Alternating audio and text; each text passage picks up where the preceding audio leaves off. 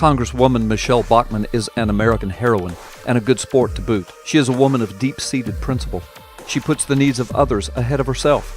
She even dropped out of the GOP primary race for president to keep from splitting the vote from another conservative candidate.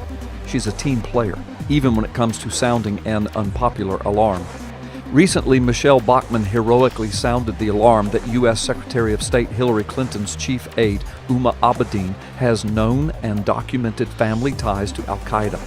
But when John McCain heard the news, instead of applauding Bachmann and working with her to expose this national security threat, he railed against her on the Senate floor, demonizing her in a frantic attempt to destroy her credibility and squelch her clarion call to stand up to al-Qaeda and the Muslim Brotherhood's attempts to infiltrate our republic.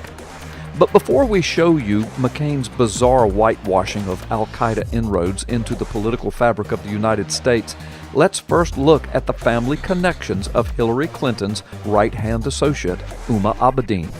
Huma Abedin's brother, Hassan Abedin, is a fellow at the Oxford Center for Islamic Studies, or the OCIS. Its chairman of the board, get this, is clearly documented as none other than the infamous al-Qaeda godfather, Abdullah Omar Nassif. Oh, and it gets worse. Huma Abedin's mother, Saleha Abedin, is one of 63 leaders of the Muslim Brotherhood offshoot, the Muslim Sisterhood, and she is a close colleague of Egypt's new First Lady, Nahla Mahmoud. Mahmoud is one of the 63 sisterhood leaders, as well as the wife of Mohammed Morsi, who is a leader in the Muslim Brotherhood and newly elected president of Egypt. Moreover, both of Huma's parents, Saleha and Zaid Abedin, now deceased, founded the Institute for Muslim Minority Affairs, with the help of none other than al-Qaeda godfather Abdullah Omar Nassif. This means conclusively that Huma Abedin's father, mother, and brother all have or have had very close connections to both the Muslim Brotherhood and al-Qaeda financiers. You know, the people who pay for September 11 and related events. And what does John McCain have to say about Michelle Bachmann's letter warning about this huge threat to U.S. national security? John McCain writes, quote, "This letter alleges that 3 members of Huma's family are connected to Muslim Brotherhood operatives and or organizations.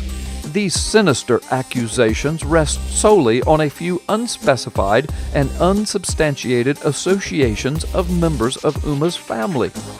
However, McCain's statements are patently false. The official OCIS annual report of the Board of Trustees from the government of Great Britain documents that Hassan Abedin, Huma's brother, is on that board.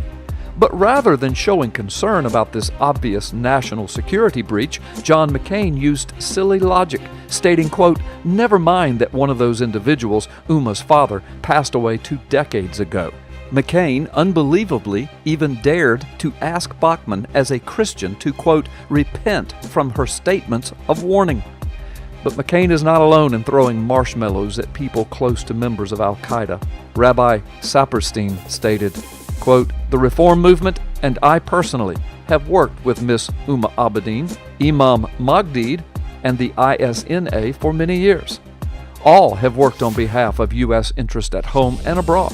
We've built relationships across religious lines and affirmed U.S. constitutional values." Yet, it was the ISNA that wrote, quote, "The war against the apostates is carried out not to force them to accept Islam, but to enforce the Islamic law and to maintain order." Then we have Keith Ellison, who recently told Anderson Cooper on CNN that, quote, "U.S. Representative Michelle Bachmann's allegations of a Muslim Brotherhood deep penetration of the federal government is untrue and a phantom." Does Mr. Ellison deny that the Muslim Brotherhood founded the Muslim Student Association, which blatantly intends to destroy the United States of America? The proof can be viewed on their own website. Anderson Cooper then attempted to discredit Michelle Bachmann by blatantly misrepresenting the truth and stating, quote, "As per Abedin's mother and brother, Bachmann never gives any evidence of their alleged links to the Muslim Brotherhood." But that's not all. Several other high-profile perceived conservatives are compromising national security on the altar of diversity. Listen to these recent comments from other high-profile American politicians concerning Bachmann's courageous statements of truth. Quote, Representative Bachmann's accusations about Secretary Clinton aide Huma Abedin are out of line. This kind of rhetoric has no place in our public discourse. Scott Brown. Quote, From everything that I do know of Abedin, she has a sterling character, and I think accusations like this being thrown around are pretty dangerous. John Boehner.